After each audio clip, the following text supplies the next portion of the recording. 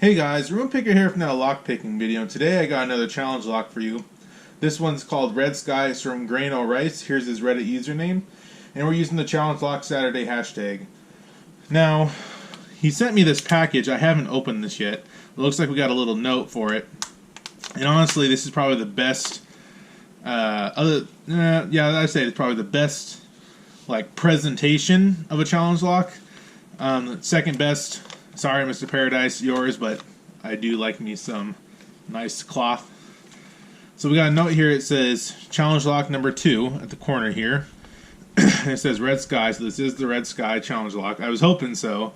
He said that's what he's going to send me, and it would be kind of embarrassing if I wrote that down and it wasn't. So it says, to whom this lock has found its way to. Red sky at night, sailor's delight. Red sky at morning, sailor's warning. Be wary when receiving this lock and look to the sky. You may receive an indicator that the pick ahead will delight you, or maybe you should heed the warning. I hope you enjoy the lock. Please keep sending it through the community. If you pick it or give up, use the QR code to reveal some information about the lock. Fair winds in following seas. Grain Rice, and it has a little QR code to scan on the bottom here. Now, this is actually kind of touching and personal to me because not many people know this, but my actual profession that I do is I work as a technician on commercial fishing boats. So that means a lot to me, and it's kind of special, and I appreciate. And he has really good handwriting. I appreciate the note. This is like the first letter I've gotten, detailed letter. So I appreciate it. And here's the key, and here is our challenge lock. Looks like he made this out of a Schlage SC4 mortise cylinder, and he's got his symbol engraved at the top of the cylinder. It says Red Sky Grain Rice on the tag here.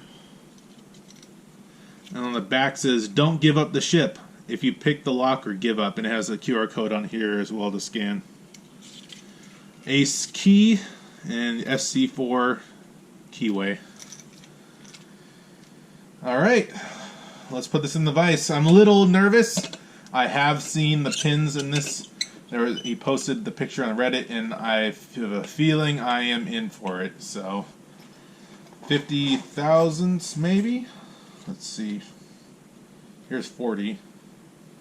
Yeah, 50. 50 thousandths, and we'll use our standard hook in 20 thousandths.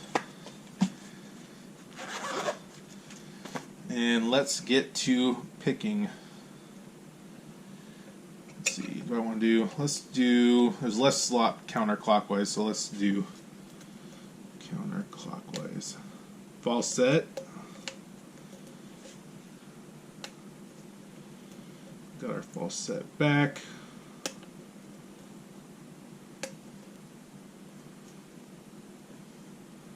Let's pin that pin. That's pin 1, 2, pin 3.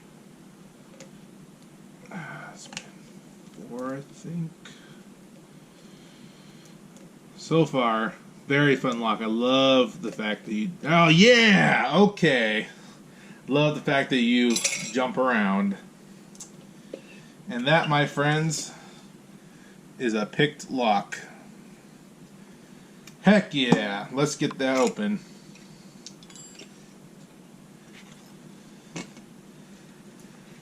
That was so fun. I am going to pick this again off camera. I can guarantee you that much. Alright, let's get these screws off the back.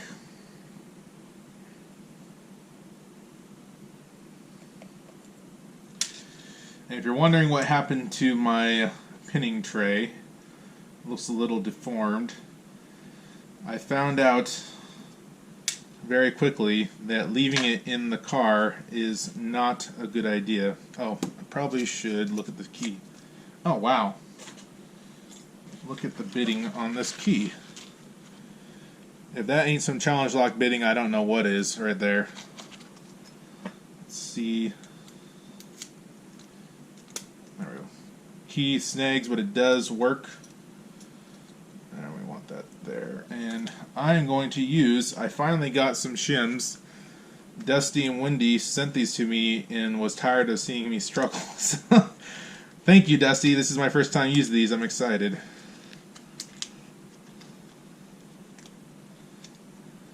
So we'll see. He said these will change my life forever, so let's see. Driver pins are here. Oh, careful.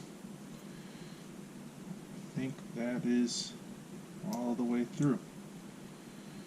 Huh. Never used a shim before, so hopefully I'm using it right. And I think this follower should be good.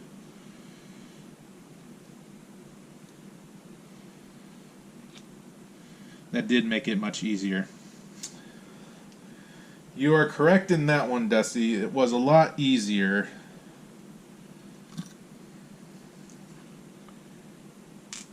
Pin 1, pin 2, 3, 4, 5, 6. We've got a 6-pinner. Looks like we got nothing on 1. Looks like countermilling on 2. Nothing on 3, nothing on 4. Countermilling on 5, and nothing on 6.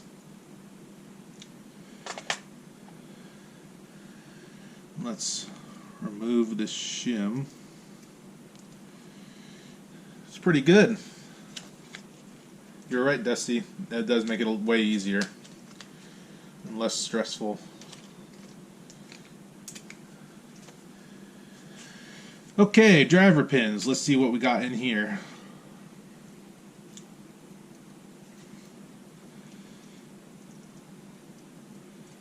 Pin 1. Looks like a T-pin. Careful. Spring and a T-pin. Threading on driver pin 1. Or sorry, driver pin chamber 1. Pin 2. It's a crazy looking spool. Looks like a serrated spool. Oops.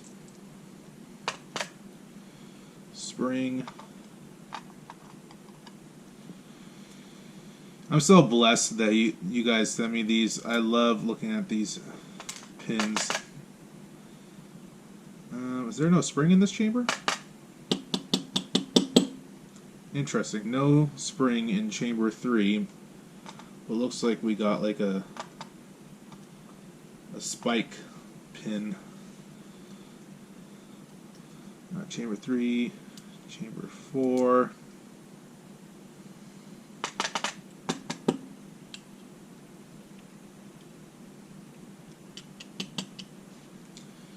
Spring, and we got pretty cool looking tapered pin, like a triangle pin.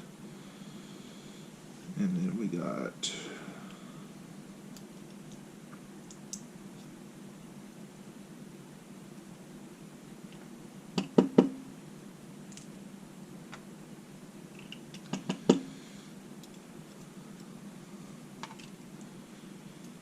another serrated spool. And lastly, is there no spring on that? Oh, there is spring, okay.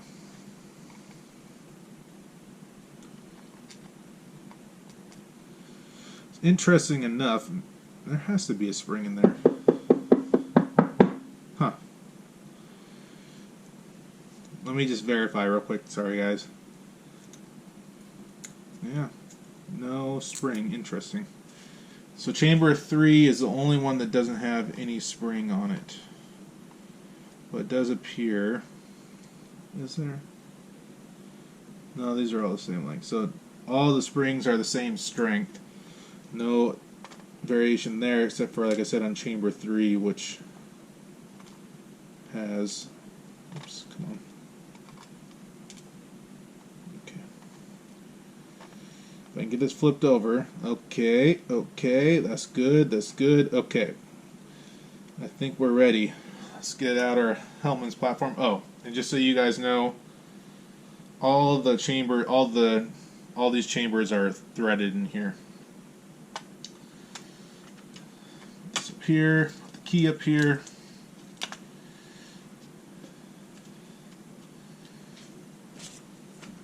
Platform. Hopefully this stays put. Like I said, I melted my tray. I'm thinking I might do, let me know if this is any good. I might put it in the oven on a cookie sheet and just heat it like at 100 degrees or something if I can, and see if that'll melt it back. Hopefully it won't burn it, I don't know. Or maybe I'll just order a new one, I don't know. So let's, instead of me trying to describe what's here, let's scan, where's that letter? Let's scan this QR code and see what this says.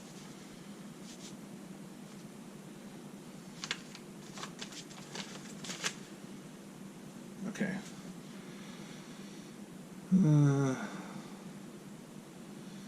It says, as with most challenge locks, shim the core before disassembly. Okay, we did that. This is the second challenge lock that I have made, so please take it easy on my design flaws. See, in the picture, he shows, I don't know if you guys can see that, but he shows that chamber 3 has a spring in there, but we clearly saw, and I hammered it pretty good, there was no spring in there, so maybe he removed it later down the road, I don't know. It says the Bible is threaded for each pin stack, which we saw. Pin 2 and 5 are undercuts to complicate the picking of the spool and mushroom pin. Okay, so those weren't, I guess those aren't countermilling, those are undercuts. I'm still learning to make keys. This key is not too bad on biting, but my focus for this lock was to maximize the play of the driver pins. Due to the undercuts on one of the positions of the key, it can only be turned to the right to operate the lock. It is not a perfect key, and some jiggling may be necessary to open the lock. Oh, here's a spring. Okay. There was a spring, so he did have it. Well, I'm glad we found that. So they all have springs. Alright, the pin stacks. So chamber 1. The T-pin can be overset fairly easily, and if too much pressure is placed on the key pin, the serrations may cause a nice overset. I was also going for a first key pin that would need to be reached around. Okay, chamber 2. The spool driver is steeped and serrated. The core is undercut to create some fun with this driver pin. Alright, chamber 3. The driver pin was inspired by user Nemo Griff vampire pins. It sits low enough that the spool part is well within the core when it begins to be picked. Chamber 4. The driver pin went through a few iterations before this result. The serration and taper makes it a fun pick, and the serrated key pin catches very easily if pushed into the Bible. Alright, chamber 5. The driver is a serrated mushroom pin, and again the undercut in the core catches the driver. The key pin also gets caught in the undercut. And then lastly, chamber 6. The last driver pin is again inspired by the vampire pins by Nemo Griff, and the sharp top catches on the threads in the Bible. So there you go, guys. That is the pin work. That's what that QR code does. It reads. It has everything that the letter says, plus it has the developer notes.